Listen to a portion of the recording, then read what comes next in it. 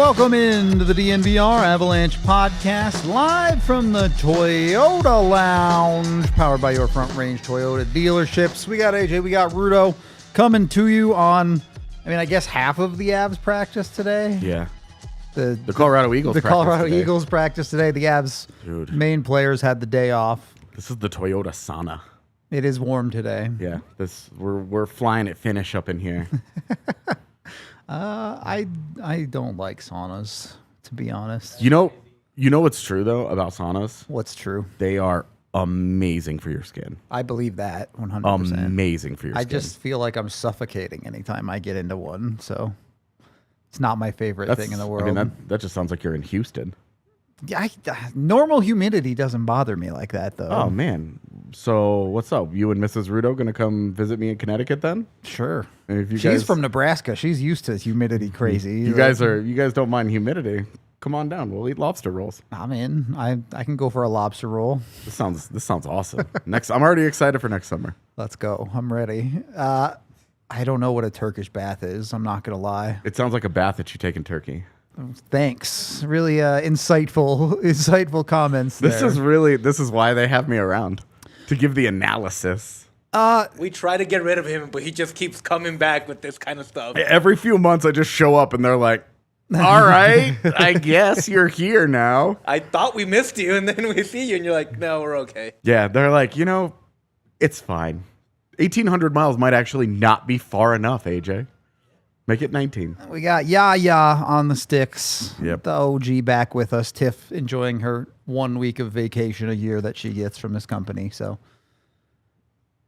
gets it in before the season starts when there's no breaks Just at that in. point. Yeah, cutting it close, but Yeah. getting it in there. Yeah, shout out Tiff. Thank you, Melanie, for becoming a member. Shout out you and anyone who wants to become part of the Supporters Club. You can support us that way here on YouTube. It's a YouTube membership. Mostly just supports us, but you also get access to some behind-the-scenes videos. My behind-the-scenes for the Rookie Showcase is up there right now if you want to go watch that. I watched it yesterday. It was fun. Yeah. Yeah, nothing too crazy, but, I always like those vlogs, though, because you're just walking around talking to people. Yeah. Taking some video of what it's like to kind of do the job. It's one of those pieces of content that you either like it or you do not care at all. Yeah, absolutely. So if you're into that type of thing, it's available if you're part of the Supporters Club. Today, we talked a little bit yesterday about the Avs' depth compared to last season at the start of the year, but I wanted to take a legitimate look at maybe not this whole era, but since the Cup run. We'll look at the Cup run team 2023, 2024, 2025. Yeah. How deep are the Avs this year? Because I think there's been this conversation about the team this year where people feel like they aren't that deep. And I think that might be true from an organizational standpoint. Yeah. But their actual NHL depth, barring injury, is pretty darn good. I think this is a great point by you, because organizationally, we came into camp saying, okay, they need one guy to, it's looking like Zakhar Bardakov has the 4C job, which is what the Avs wanted, which is what he wanted, which is what we've been spending our entire summer talking about, kind of planning for, assuming they didn't make a move for a 3C and Jack Drury ended up there. Right. So that's the room that we're in now. It's kind of where we thought we were going to be. But the extra forward, while LOC is recovering, where are we? Yep. Who's going to win that job? And we came in with about 5 guys that we were having a real conversation about, of being intrigued by, and none of them have separated from the pack. So, and we're talking about a 13th forward. Yeah. It's the fact that it's the 13th forward kind of makes it a more complicated conversation. Yeah. Because a lot of the people in that mix, pick whatever name you want, but take a Prishchapov, take an Ivan. Yeah. These are not guys you necessarily want sitting in the press box. Correct. These are guys you want playing games. So if they aren't earning the job, there's a pretty good chance they're down with the Eagles and their first call up or whatever, whichever one you like the most can be the first call up. But it's weird calling them the 13th forward. Yeah, I think it is fair to say that the second you get to 13 and beyond for the Avalanche, you do start to wonder. I mean, this was the nice thing about last year where you were talking about Miles Wood, Jimmy Vesey. You know, they were deep at forward where they could absorb an injury or two. Yeah. Exactly. They could. Hey, I mean, Jonathan Duran is on their third line in the opening of the postseason. Like, that was a good forward core. Yep. At the moment, they don't have that. But 1 through 12, they're good. 1 through 12, they are good. Yep. And I don't understand where the argument would come in that they aren't. Yeah, I just don't see that. There is a fair question to say, can Jack Drury do the 3C job? Can Zakhar Bardakov be a proven? Not Can that he there do the aren't 4C question job? marks, but also any question marks that pop up. Those can be solved at the trade deadline. We've established repeatedly that Chris McFarland will go out and solve issues at the trade deadline. Yeah, and Ross Colton, 40-point guy, 20 goals in his career, 20-goal season in his career. Victor Olofsson, 20-goal season in his career. Yep. Parker Kelly had a career year last year with and played half of it at whole center. points. Like, yeah, maybe you believe there's a 25 to 30-point guy there if he gets to play the whole year at wing. Kiviranta, career high, 16 points last year, and that's opening night. 16 goals, yeah. 16 goals, 23 points. Yep.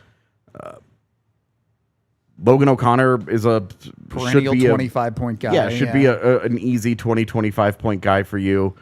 And is one of the elite defensive wingers in the NHL. Same with Kiviranta, by the way, an elite defensive winger last season. Good. Yep. Parker Kelly's a good defensive winger, helps you on the PK. Like, I don't know where.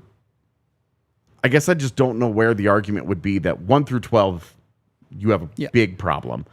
It is fair to wonder about Drury and Bardakov in those roles. I think it's fair. But even with Drury, it's Bardakov is, can he play? Drury is, if he can't hack it at 3C, you're shopping. Yeah. But you know he's a really good 4C. You're right. There's a you have no fallback questions plan. about him at 4C. Yeah. And so if they go shopping, if they go shopping, Drury ends up at 4C and Bardakov is the extra forward. Kiviranta might be an extra forward at some point. Sure. Then you feel really good about that depth. All of a sudden you have a 13th forward. Yeah. That way. Let me ask you that a different way though. Is there a world where we see Bardakov play 3C?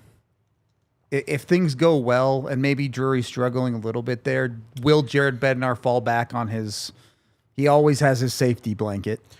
Yeah, and I think I would say that not before Logan O'Connor returns, because I think the temptation to make Drury the 4C, so to speak, will be higher when he can go Kelly, Drury, LOC, a line that rocked together. A line that you're like, these guys are really good together. We want to keep them as a group.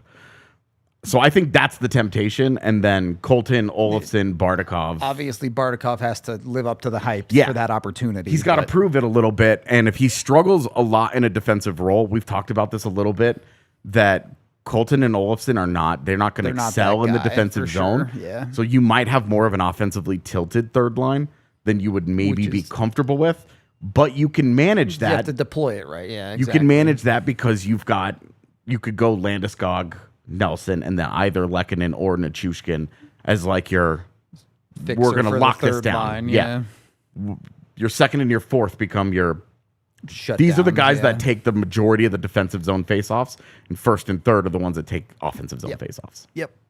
You can pick your opportunities that way. We talked yesterday too about we're using these designations third and fourth line, but I think that Bednar likes what he has so much 3B for that sure, we are going to see a really tight deployment there where it's more like 2 third lines.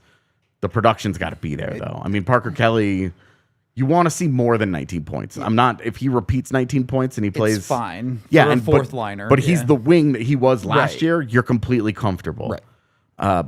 LOC is going to be LOC. Not worried about him. I would take 20 points and good defense from Zakhar Bardakov right now. Yeah, same. We talked about it yesterday a little bit. The other angle to that third line is, when do you look at moving up a Ross Colton or a Victor Olofsson and saying, hey, if we want a more defensive third line, dropping an Arturi Lekin into that line or something like that could help round out a line if they need something like that. But yeah, I think that is going to come as if there's a line that's struggling chemistry, like they need a shake up. It's the nice part of that top 9 is that they've got options. And if there's a top 6 injury, it feels like a Val Nichushkin injury is inevitable. is coming at some point. Just he misses games every single year, and not even just player assistance program, actual injury issues every year. Yeah. So I do think that there are going to be opportunities for those guys to move up. That I'm really not worried about it. And if you see one of those guys really click, when the Avs got Arturi Lekkinen, he was a great third line player. Yep. He can succeed there. Right. It's completely They turned fine. him into a pretty darn good top 6 player. Yeah, because they put him next to Nathan McKinnon, and they were like, fly, little bird, fly. And he did. Yep. He's been great there. Yeah. But now they've got more depth. They've got more options where you're looking at a third line. We primarily want to talk about the 2022 team. Correct. In comparison. And I mean, they opened the postseason that year. You've got Alex Newhook, JT Compher, and Nicholas Aube-Kubel. Yep. But Newhook was a healthy scratch, Correct. technically. And Andrei Burakovsky, sorry. Yeah. Because Kubel started the playoffs. Kubel and was finished as the scratch. Yeah, Kubel and Alex Newhook sort of flopped. Yeah, they sort of came in for one another as it went, and then Burakovsky got hurt, and And this is, before we jump into the 2022, I do want to jump off of that kind of Kubel conversation. Yeah. Waiver claim. Yes. We've been talking about this for a few weeks. We have. If there isn't, and we've just engaged this conversation specifically regarding forward. Yep. If they do not love what they have at forward, and right now I don't, getting one extra guy, one extra the 13th layer. guy, like we were frankly, talking about, they should have just re-signed Jimmy Vesey and you wouldn't be in this room. He would fit the exact same role, essentially. That's is the what thing. You're looking like, for. I would take Jimmy Vesey in a heartbeat. Just as the 13th guy. Yep. That kind of guy is the one that I'm looking for on waivers. The set and forget extra guy. Yep. A veteran that is comfortable in that role and not a young guy that needs to play a lot, because right now, all of those guys that we're talking about, Steinberg, Prishchapov, Ivan, they need to play. Yep. Being in Denver and just sitting around is not benefiting their development as much. If you have 200 AHL games, sure. But you're not there. The leader is... does Prishchapov have like 60? It's probably Steinberg. I'd have to look, though, because the injuries. They stacked up for him, so I'm not sure. But regardless. You're not talking about long-term AHL players here. Yeah. It's guys that are still in the middle of their development arc. Yeah, and you're looking at... it's not Keaton Middleton, who has the 7th job right now, and he's done everything that he can do as the 7th D. Yep. Or I'm sorry, as an AHL guy to prove he can be the 7th D. He did it. He did the job last year. Yep. And that's why the team gave him a 2-year deal. As always, I mentioned the 2-year deal is important. Security. Because if you pass him through waivers, teams do not like to claim multiple years on contracts. Yep. They don't like it. So that helps them a little bit, but also I don't think they want to do it. I just don't think they want to take the chance, because behind Keaton Middleton, who are you comfortable with? Comfortable? Probably not comfortable. I would have Amont as 8 right now. Me too. And he looked fine in his looks last year, but I don't know that I would be comfortable with him in the lineup. You're underplaying it. He was great those last 2 games. Come on, relax. Jack Ashawn was the one I had issues Ashawn with. struggled, Yeah. He's also small guy on a defense that's already small. Yeah, he is who he is. They keep talking about Jack Ashawn like, and I'm like, stop with this. Stop with this. You guys you cannot do this. This is the same thing that last year with Shillington and Brandstrom and Malinsky and Gerard, where you're like, no, you can't have a defense like this. Average defensive height is 5'10" or something. You can't have a defense like this. And Jack Ashawn puts you in the wrong direction there. You need like 3 injuries, in my opinion, to get to Jack O'Shawn. If you have more than 1 injury, they're claiming someone off waivers. Like, this is the other thing about the waivers. You can't claim everybody. Yeah, you're gonna have to make a choice. You got to pick your spots with waivers. I do want to get more into this, but we do need to take our first break of the show. So let's jump over and make sure we're doing that, as we are brought to you by the official craft beer of DNVR and Breckenridge Brewery. It's almost time. I mean, I guess technically there were preseason games. You could have been sipping an Avalanche while watching the Avalanche play in preseason. But soon enough, you'll be able to sip an Avalanche during a regular season game. You guys know we love Breck Brew over here. You see me drinking the Avalanche all the time on the watch-alongs, etc. They've been doing it for 33 years, and it all comes down to their love and passion for making good beer. They're made with 100% renewable energy, and they have tons of different flavors, dozens to try, whether it's the simple Avalanche, they've got the Mile High City, they got the Broncos Country Pale Ale, Funslinger, tons of other ones, IPAs, all sorts of stuff out there. So make sure you check out the beer locator at breckbrew.com to find Breckenridge Brewery beer near you. Or, of course, you can always come down to the DNVR bar and have a Breck Brew on site here with us. It's always a good time with Breck Brew. Once you've had your Breck Brew, or maybe save your Breck Brew for after, you get with the Colorado Soccer Association. It's the official hub for 65-plus soccer clubs across the state, offering programs for youth players, adult players, coaches, referees, and families who want to get involved in the game. Kids can kick off as young as age 3, whether you're playing for fun, competing at the highest level, or exploring a career in soccer. There's something for everyone. And you can be part of history with the 2026 World Cup coming to the U.S. and a new NWS SL team, the Denver Summit, joining Colorado. There's never been a more exciting time to play, cheer, and be a part of the soccer buzz even. Who wants to get involved? You can do so by visiting coloradosoccer.org to find a club near you and be part of the future of the game. You can also use that QR code on screen right there. Again, head to coloradosoccer.org to get involved with the Colorado Soccer Organization. All right, second period of the DNVR Avalanche podcast. Yeah, are you into the Colorado Soccer Association? Cool thing? No, but I know a lot of people that actually are. They really enjoy it. I've heard it's kind of like a stepped up Bolo, and I think that's a pretty cool thing. That is awesome. That's a great way to sell it, honestly. Yeah. If you want to make friends, but you're a little bit more competitive than just like a Volo and you're trying to drink, it's actually a pretty cool way to find like-minded people.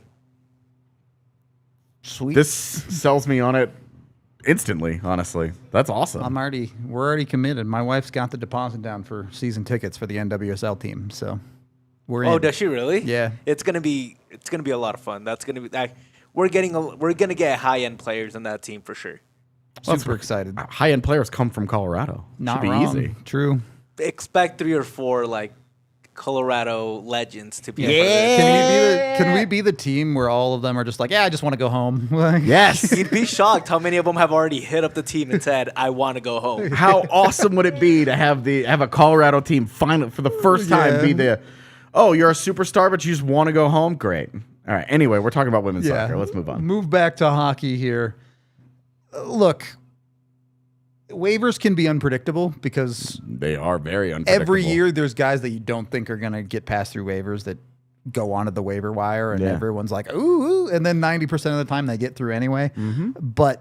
And then the guys that get claimed are John Ludwig. Yeah, right. Like, I mean, okay, neat. Yeah.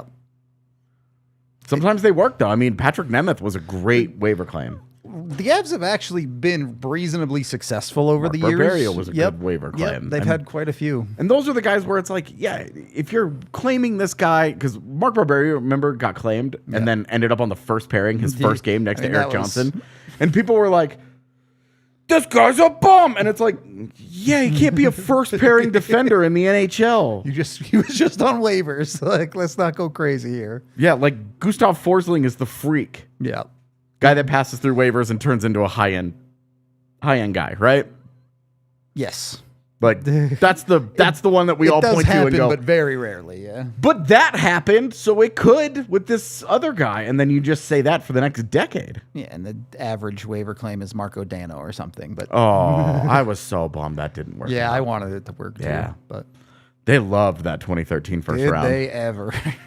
Like a third of that first round class has played for the Avs. Yep. Because it was obviously McKinnon, Drouin, I think, was that Nichushkin's year too? Also think. Nichushkin. Then Dano, and there was Dano, somebody Zadorov. else, Zadorov. There's other guys too. Yeah. I can't get into the well right now. Yeah, it's fine. It's just a weird thing and Yeah. how many players from that first round Well, ended it's like up with they the Avs. they knew they were going to draft high in that draft, so they were like, their scouting hit it hard, and they were like, all right, well, these are our reports. Yep. We're going to follow these guys forever. Till he wind up with them one way Yeah. or another. Speaking of Zadorov, did you see him last night? I saw the highlights. I didn't actually. Did you see he scores the overtime yeah, and goal? just leaves. Yeah. His teammates are all like, okay, I guess he's gone. It was great. Love Big Z like that. He's just a fun personality. He was always a hoot for sure. But anyway, Yelling at me about game grades. he did do that once, I remember.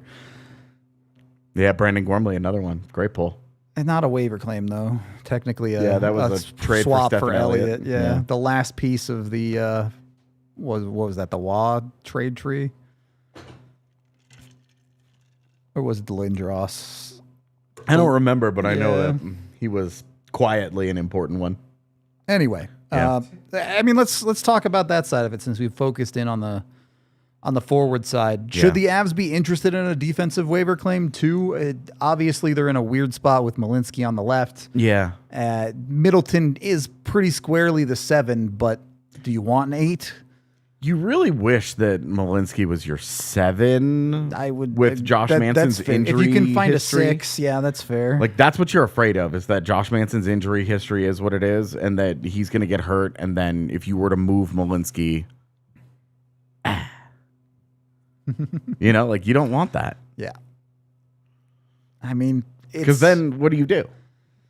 You don't have that depth in your AHL on the right side. yeah, I mean, you'd have to go find something at a certain point. Right? Yeah. Whether that's trade or waiver. And that's or why whatever, you want to make it work with Malinsky on the left side. If he can do that, you feel good. Mm-hmm. But if you get into mid-November and it's just not working with Malinsky, you will have missed the boat where every single team in the league You're is passed certainly not through getting guys. a waiver claim at that point. Yeah. You're at that point, you're just waiting for an opportunity and you're just kind of stuck. Yeah. Because it's still a little earlier than teams usually want to make deals. Yeah. I say usually because last year was... Usually you get into December before things start. The Avs got 2 weeks into the preseason last year and just Started fired up the trade wheeling and machine. dealing. Never turned it off. So, yeah, no, I think that I think that this is the opportunity. And there are going to be teams that are worried about being able to get a guy through waivers, and instead of losing him for free, they might say, let's swap something. You know, oh, do you have a guy that you like? And for what it's worth for the Avs, they are on the back half of the waiver list. So if someone really interesting goes on waivers, there's a pretty good chance that they don't get them. Yeah. So finding different ways to like, hey, don't put them on waivers. We'll make a trade with you to pick up this guy. Yeah. And I have heard that the Avs have been heavily scouring that left-hand defense market. It makes sense, yeah. Pretty much since the moment they were eliminated. So they knew, yeah. There are 2 names, not waiver guys, 2 names that stick out to me as why are these teams keeping them? Sure. Jamie Alexiak in Seattle, Carson Soucy in New York. And I know if you're a longtime listener of the show, you're going, Jesus, with this Carson Soucy thing. But this is not me just being like, I really like this player. He's not a good fit where he is. He's a perfect fit for what the Avs need at the salary, at the contract length. Like, it's just the time for this to work. And I'm curious why those teams continue to pretend like this is what they need. It makes any sense for them to. Yeah. And in Seattle's case in particular, I think they need to get to the trade deadline to be bludgeoned over the death with another losing season for them to finally go, all right, this core doesn't have it. We need to reset a little bit here. And as an expiring deal, Alexiak is like, okay. Easy to move on from. Yeah, we can do that. Especially because you just signed Lindgren to that crazy deal. But it is what it is on that front. I was interested in the Alexiak train last year too. Yeah. He makes sense for what the Avs need in a third pairing guy. Yeah. For what, if you're looking for a little bit more size, a little bit more of that heavy defensive size. D. And I know he's not the most physical guy in the world. Say, but the thing about Alexiak is that he's got great size. He's not a hammer. Yeah. He is not going to blow guys up. He is not physically miserable to play against. He is effective at his size. He's not soft, but he's not going to bully guys. Yeah, he's just not that guy. You're not going to see that, but if you're living in a world where your third pairing is him and Josh Manson, that is not a fun pairing to play against. Mm-hmm. Maybe you feel a little bit more flexibility there. Again, we don't need to rehash the Gerard Manson thing and why we don't want them to play together. Yep. But it looks like the Avs are just going to keep doing it. Yeah, I know. Alexiak Burns maybe gives Burns a little bit more freedom to be Brent Burns. Is that a big pairing or what, though? Between the both of them, you can cover from board to board with the arm span. Brent Burns is the small one at 6'5", 225 pounds. And then Carson Soucy, will give you a little bit more of that grinder, more of that you don't want to go into the corner against this guy. Yeah. But a lot more limited in the ways that the Avs that are meaningful to the Avs, the puck moving and the skating But ability. if you're a hard third pairing guy, that's kind of fine. You're they not won as a worried Stanley about Cup that. with Jack Johnson on their third pairing. Exactly. So that's the counter, right? Yep. So that can work, and it makes a lot of sense. Again, because the Avs are a little bit thin in those areas. Yeah, and with Sam Malinsky as like a trade piece. Yep. Math starts to add up. He's a 26-year-old right-handed defenseman that can bring a little bit of offense. Like there's interest there. Teams will want him. Yeah, there will be value there. None of this matters if Sam Malinsky can just do the job. I agree for the most part. I will, because of what you just said, though. Is it not easy to see a world where if it doesn't work with Jack Drury at 3C, Sam Malinsky for a depth center? Yeah. Pretty well, straightforward. I think Sam Malinsky, whatever crops up is what you think is the biggest need for them. Yeah. It starts with Sam Malinsky. Agree. He's a pending UFA. He's a right shot D. I think he had a good year last year. The second half certainly. The production is obviously the concern there. And him playing on the left side this year, who knows what that's going to do to his numbers. But teams were paying attention. They'll know they want to play him on the right side. Exactly. And that would be a big appeal for getting him is, hey, this is a third pairing guy that we can get. We can just drop in, let him be himself. Yep. But yes, I think that he is like your number one trade piece going into the season where you say, okay, we're giving a guy up off of our roster. It's this guy. As far as roster pieces, I don't know that there's a ton else that would have significant value that you really wanted to give up. If it doesn't go well, then Victor Olofsson becomes your Tomas Tatar. Sure. And you just get what you can for him. Exactly. Yeah, that's fair. And maybe in a world you're doing Olofsson and Malinsky for salary purposes, and you're trying to get to open whatever space, and then we're way down the rabbit hole of we're indeed. Things have not gone well here. Let's reel it back in here. We have to take a break in a couple of minutes, but we can kind of start getting into the conversation. Off the top of your head, we don't have to go into specifics just yet. When you look at the cup run itself and post-cup run, rank them order of depth. Oh, I'd have to look at all of them. I'm saying in depth, top of your head, just by vibes. We'll get into actual looking at it in a minute here, but I would say it's gotten a little better every year. So I would say last year was the best. Okay. Post-cup team. Yeah, sure. Last year was the best. The year before that was second best. And then the immediate post-cup team was the worst depth that the Avs have had. Okay. I would say even that team has that 22-23 Avs team, thanks to injuries and suspensions and everything that happened with that team, it was the worst depth that they have had. Since 2020, certainly. Yeah, in a long, long time. Yeah. I would say since pre-COVID. Yeah, I think that's fair. Yeah. I would agree with that side of it. This year, best, second best. I know obviously we can't know fully because we're not there yet, but gauging it, where would you slide it into that list today? I think their forward depth is very slightly worse than last year's at the end of the playoff roster. Sure. But their defense I like more because I like Brent Burns more than Ryan Lindgren, and their defensive depth otherwise is exactly the same. So call it a wash. Better defense, slightly worse offense. Yeah. Okay. I'm good fair. with that. But again, we are talking about the difference in depth from last year versus this year is team at the playoffs versus a team at the start of the year. And it's the big difference for me is forwards 13, 14, and 15. Sure. And rightfully so. Yeah. I mean, the Avs. Now, if Logan O'Connor is healthy and Bardakov proves that he's legit, then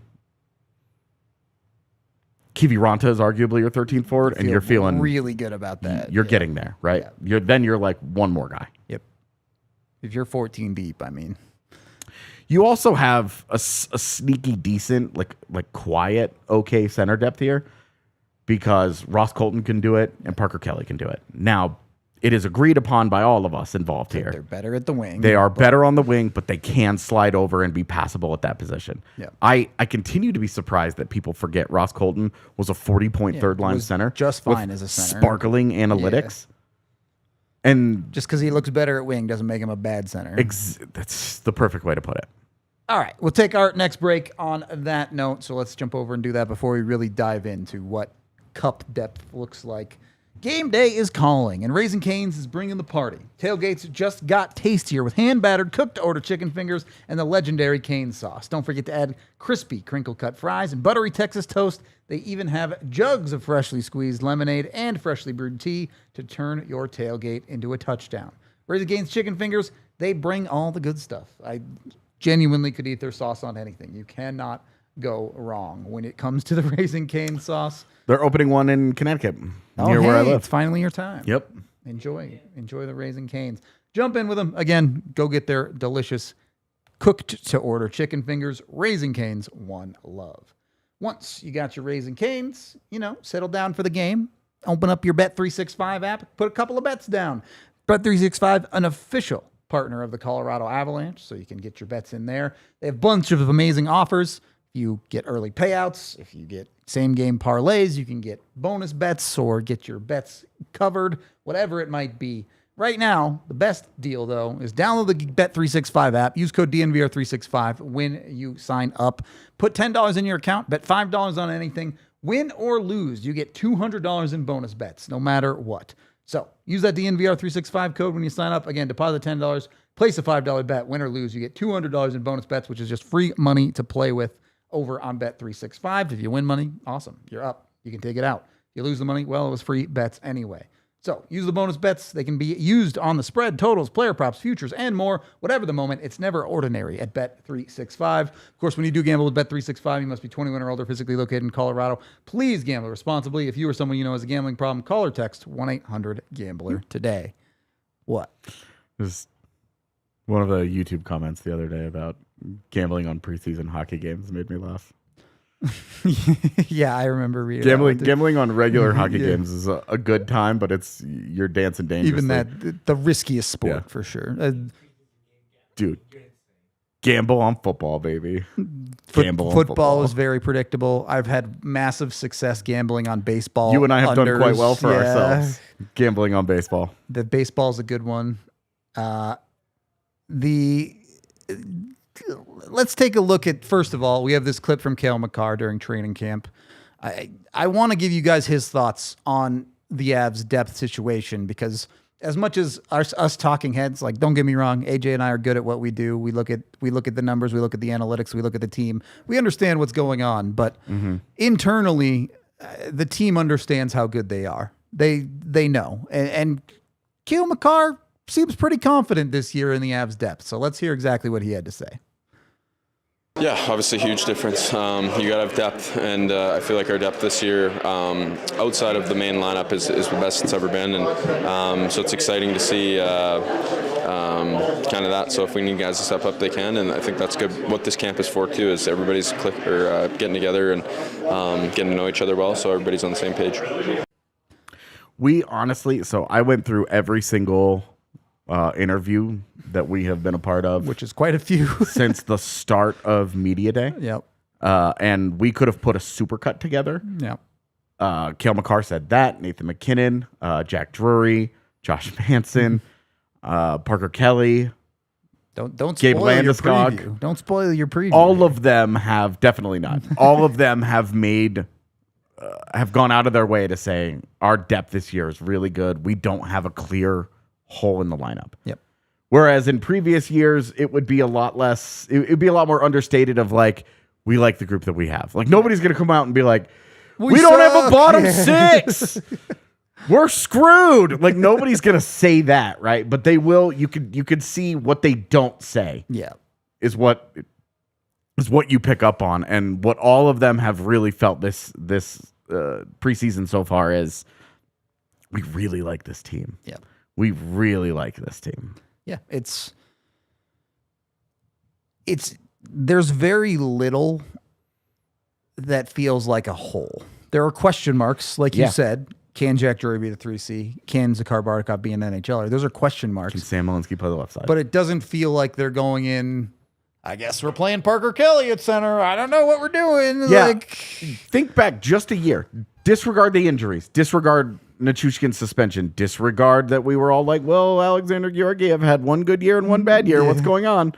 Disregard all of those things and remember that their fourth line center option last season was, here's a guy that has been playing with wing his entire life. And he tells us in the interview, I've never played center before. I have never played center in my life. And Jared Bednar calls me into his office and says, congrats, you're a center in the NHL now. We're going to work with you. We're going to give you time. This year, it's a center. Now he hasn't played in the NHL. Zakar Bartikov is coming over from the KHL. But guess what he did when he was in the KHL? Played center. He played center. Crazy, right? He played center. It is a translatable skill set to go from playing center to playing center. Crazy. Much easier transition. I would hope. So that is already like a big step up. Yeah. That's good. Congrats. Yep. They have done a better job there. And with Jack Drury, you have, okay, he's either the 3C, the 4C. I'm not entirely sure, but we know that he's very good at faceoffs. He's a good penalty killer. He's really smart. And the Avs are banking on his ability to produce offense at a higher clip than we have seen from him in an increased role. Yep. And if you have to, you fall back on a surefire. We know he's a very good fourth line center. Yep. This is not like, this a wall of like, we might have to get both of them at the deadline. No, at most right now, you're saying you might need a center at the deadline. Center.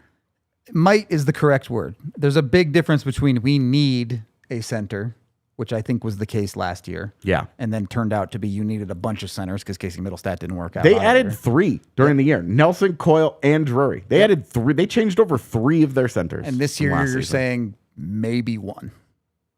Maybe you need to add 1 center. Yeah.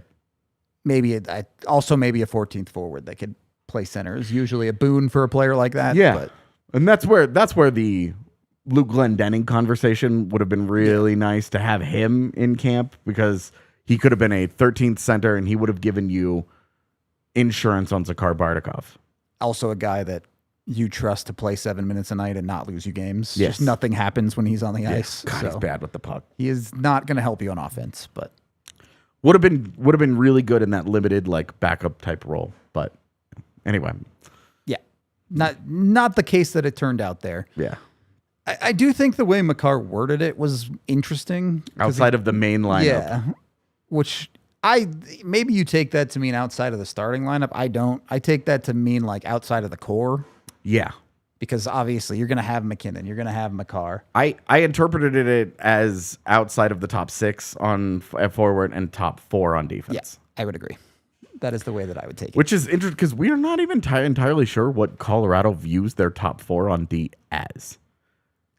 Yeah. Is it Gerard Manson as the second pairing? Is it Gerard Burns? Like what? I really do think they see Burns as a second pairing guy, but how they actually deploy, maybe he's not necessarily on the second pairing, but maybe it's similar to like what you're talking about with the forwards. They have a 3A, they have a 3B. Yeah. Maybe they have a second pairing A, second pairing B, depending on situation. And Bednar has always been one to mix his pairings when the opportunity arises. He's not afraid to put out 2 offensive defensemen together on an ozone face-off. That's for sure. So he always gets a little twitchy with the defensemen. Yeah. Well, he and Pratt. Pratt is a big part of that conversation. It's not just to be Bednar. fair. We always are like, well, Bednar, but that's because his name can be morphed with Blender so easily that it's like it's just the easy Blendar. to do. Yep. But with Pratt, we don't have that option. We don't have a cool name for it. let's talk about Pratt, or not necessarily Pratt, but the penalty kill a little bit here. We've been over this a lot over the offseason. Once the Avs got NHL caliber goaltending, their penalty kill was actually very, very good. How much of a difference does Brent Burns actually make for that unit? We've talked a lot about, he's going to take time away. Makar won't have to play as much PK. Maybe you can give Taves a few less minutes here or there. But how much impact is Brent Burns actually going to have on on-ice results? Yeah. I am on the fence on this question. I think this will be something that we talk a little bit more about tomorrow because we're having Bailey Curtis from the Hockey News, who is a Hurricanes fan. Yeah, we'll have some insight on that. Is going to have some thoughts for us. She'll be on the show tomorrow, so that'll be great to be able to have like an extended Brent Burns conversation. My concern with Burns, okay, because there's two points that I want to touch on here. The analytics of Burns on the PK are very, very good. Yep. This was mentioned by Nolan Pratt after the second preseason game at Ball Arena the other day. We think he can help us there. The analytics are awesome. Okay. True. Yep. We also know that coaching systems have a huge impact. Huge is the wrong word. Significant. A larger impact on special teams than 5v5. How much of it? And Carolina is an excellent PK team. They are.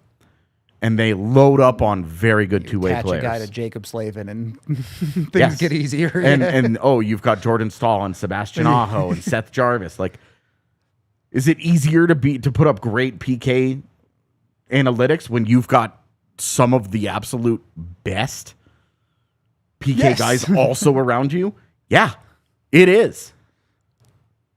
However, in Colorado, Yoel Kiviranta exists. LOC when he's healthy. Logan O'Connor exists. Nichushkin's no pushover. You have then the conversation, Parker Kelly, Val Nichushkin, Arturi Lekin, and those guys are not as good as the ones that he played with in Carolina. They're not. That's true. But they are solid. How much does Brent Burns elevate that unit? And I want to see some proof of concept here. You need it. Because I am more on the fence than some other people. I think Brent Burns' biggest contribution is going to be at 5v5, but I am excited to see what he can do on the PK. Yeah. Because he should help it. He should help it. I'm just not sure if it's going to be like a transformative effect or if it's like min-maxing. Right. But even if it's just min-maxing, the Avs PK is pretty good. Again, once they got goaltending, they're fifth best, fourth best in the league since December of last year. Yeah, it was top 5. So min-maxing is going from 5th to 3rd or whatever.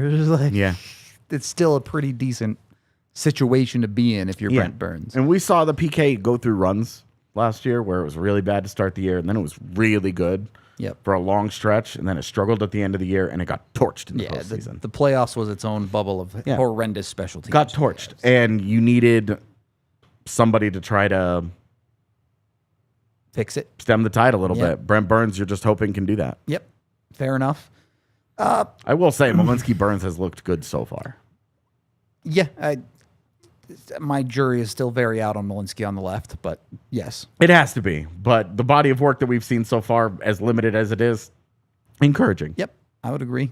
And you take a look at that. We compared that to 2024's defense, and we feel good.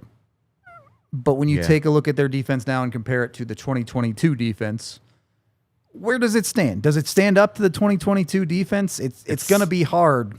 It's tough because regular season Bo Byram in 2022 was okay. Yeah, but playoff Bo Byram was fantastic. Yeah, right. And his entire career has basically been living off of that since. Because hasn't really lived up to it since. No, Bo Byram has never come close to that level since he left. Yeah, since it happened, even when Colorado, he was here. Yeah, he's not even come close to that. But playoff Bo Byram was a huge reason that they won the Stanley Cup. Yep, because he was phenomenal. Yep, phenomenal. This is where I don't think it's a hole in the Avs lineup. Yeah. But you were talking about who even is really on their second pairing. Mm-hmm. And I think their problem is they have a bunch of dudes who are good number 4. Yeah, Sam Girard, Josh Manson, Brent Burns. Can all be a number 4. But who's the number 3? Yeah. Who's the guy behind And Makar and Taves that I you don't- fully trust? I don't think that it matters. Sure. Like who the 3 is, if you can get a second pairing that you're comfortable with. If it works. Exactly. Then at that point, there is no 3. They're both a 3. They're both a 4. It's the second pairing at that point, right? Yeah. So it won't matter, that distinction. But you do look at some of the other teams that are able to roll. They lean on 3 guys really heavily, and then they can. Dallas is a great example. Yes. Winnipeg's a pretty good example too. True. But it's really like if they can get these pairings that gel, they're going to be fine. Yeah. They're going to be fine. You compare that to 2022, though. Yeah, and 2022 is interesting because Josh Manson was good. Yeah. Bo, as mentioned, Bowen Byram was fantastic. Yep. Eric Johnson was just okay, and Jack Johnson wasn't good. Yep. If you go and you look at the numbers, Jack Johnson brought down every single pairing he was on, and they survived that. Yep. Which is To be fair, Jack Johnson was the 7. yeah, and it's a fascinating conversation because there are so many people that have decided and made up this alternate timeline in their life That he was good somehow. that if they Oh, I hate this. yes, that if Sam Girard never gets hurt, the Avs can't win the Stanley Cup. It's just untrue. But Right. You have no way of knowing that. I can just as easily with confidence say, yes, they would have. Right. And then the reality is nobody knows. Right. Nobody has any idea. And with Jack Johnson, he brings all those pairings down. But what he did was reliable. Yep. And it was repeatable. Consistent.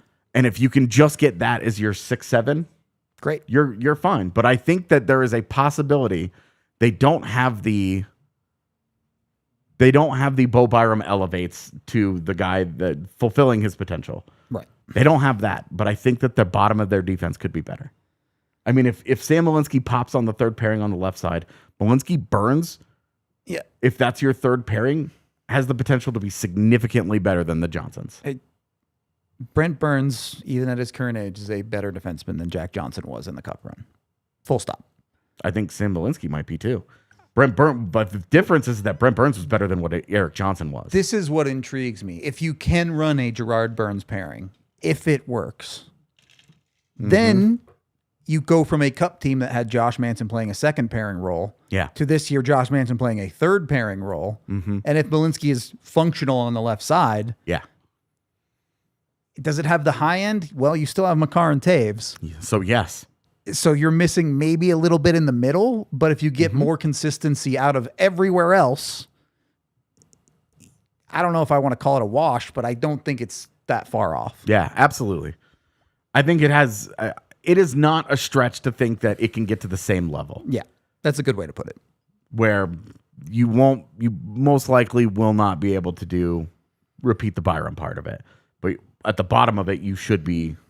It is not unreasonable to think that it should be significantly improved. Yeah. Where your ceilings come down a little, but your floor could go way up. And okay, great. Keep in mind. Okay, great. Yes, Keaton Middleton's your 7. In the Cup run regular season, they played Curtis McDermott plenty at defense. Also a little bit at forward, but he was, that was the year he did both. Yeah. And then they were like, enough. He can't even stay on his feet with the Stanley Cup in a club. He's a forward now. He's a forward now. But it is that's fine, right?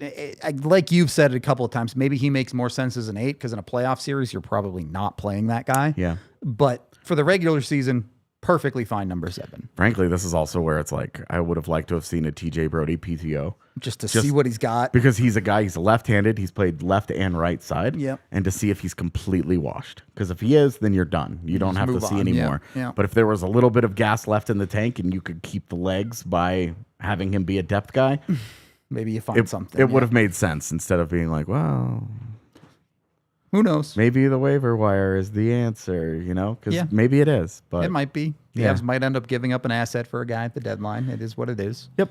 It's what you do when you're trying to win cups. Yeah. Yes, we've seen him do it a lot.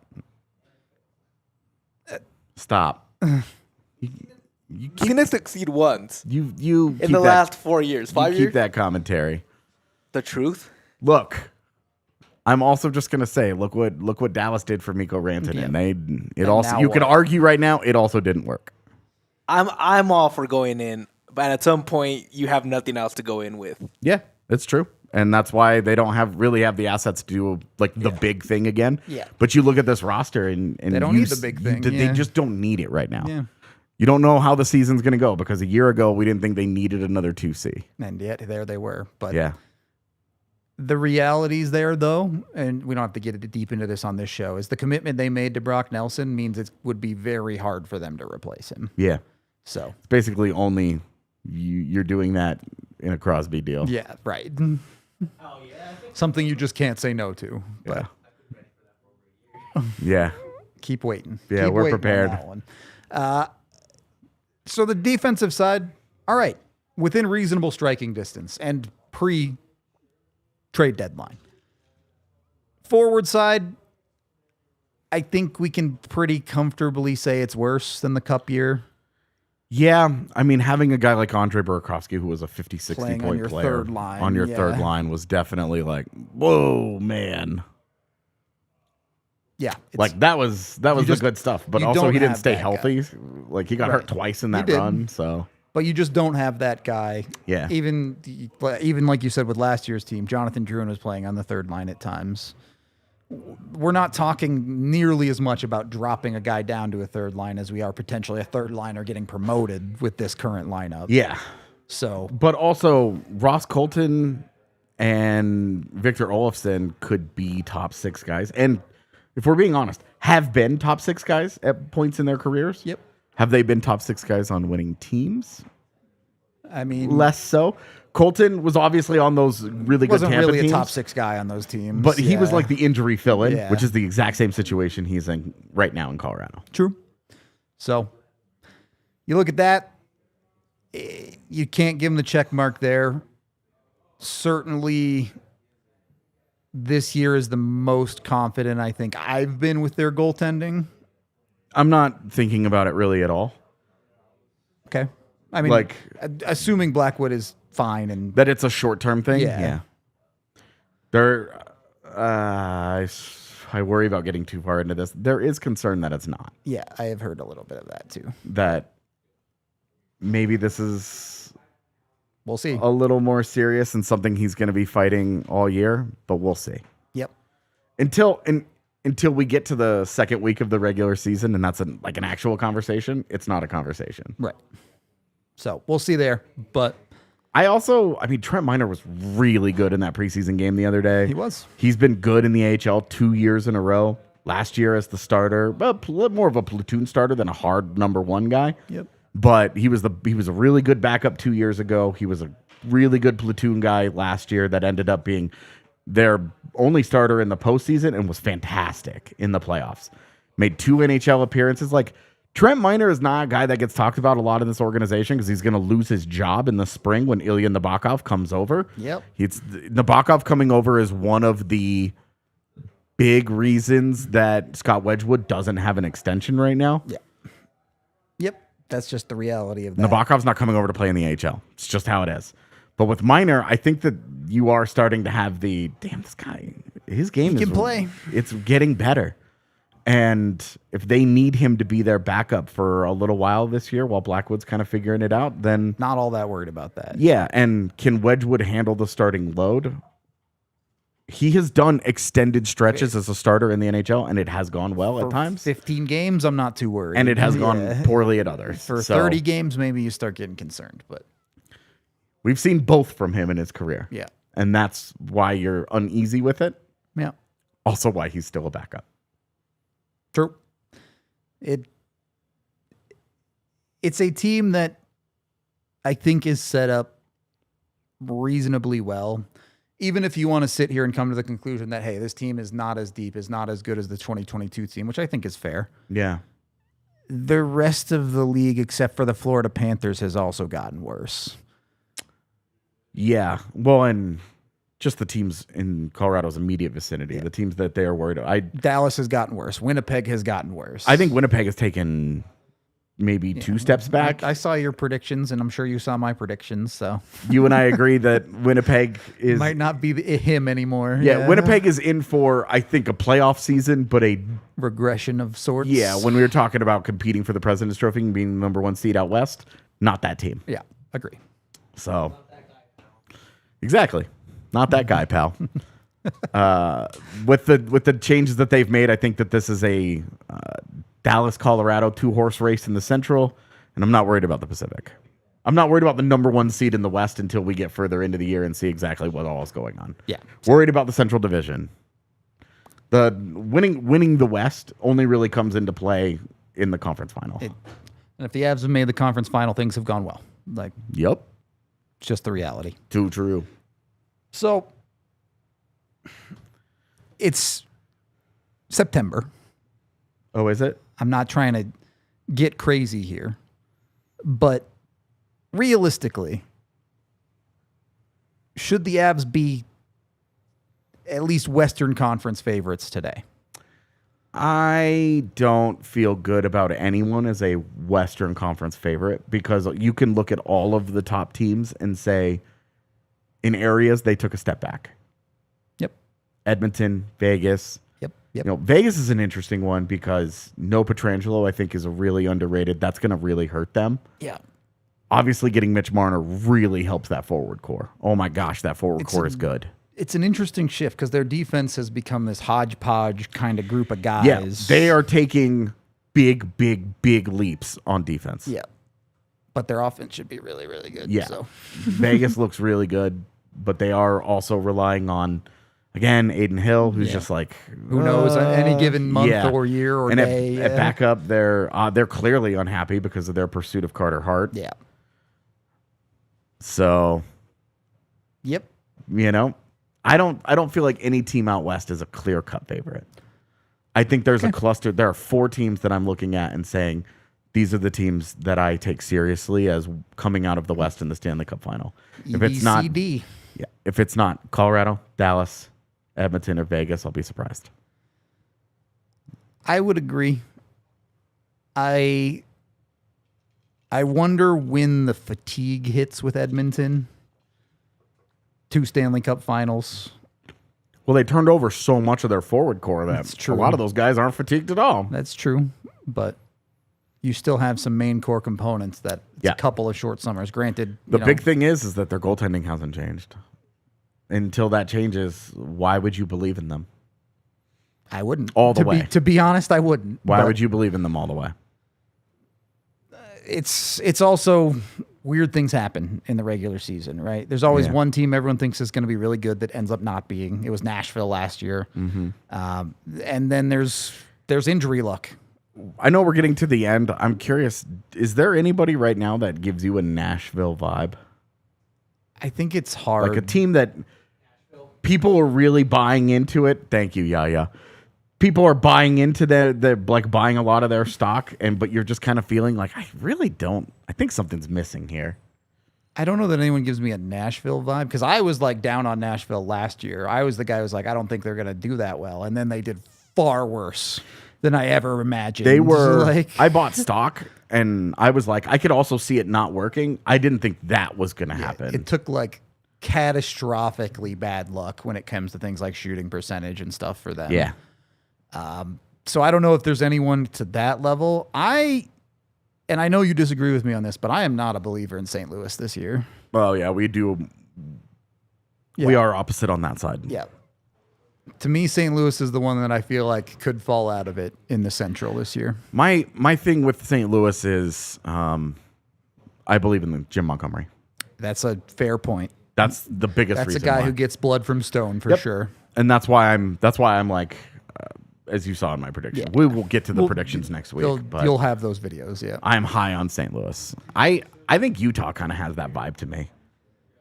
Utah's always that team. Like it's almost the expectation that they're going to disappoint a little bit. Like they made like one of the big offseason moves. Yeah. And so that's why, and people are like buying, oh man, look at this. This is good. And I'm just kind of like, I don't know, dude. I think this could easily fall flat.